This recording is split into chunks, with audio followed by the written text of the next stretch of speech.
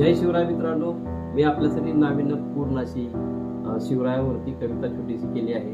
अपेक्षा आहे आपल्या सर्वांना आवडेल. माझ्या कवितेचं नाव आहे बोला माझ्या राजासारखं कोण आहे का.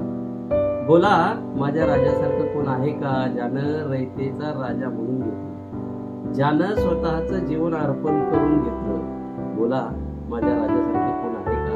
अहो बोला बोला माझ्या राजासारखं कोण आहे का. ज्यानं शपथ घेतली स्वराज्याची, ज्यानं शपथ घेतली स्वराज्याची, नवे नवे स्वराज्य स्थापनही केलं. लढाऊ वृत्तीने, मन मिळावू स्वभावाने अवघ्या महाराष्ट्राला एकवटलं. बोला माझ्या राजासारखं कोण आहे का.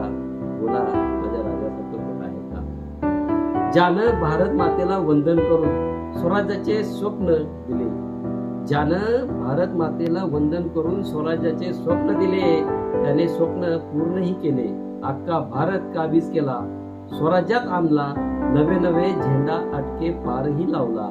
बोला माझ्या राजासारखं कोण आहे का. बोला माझ्या राजासारखं कोण आहे का.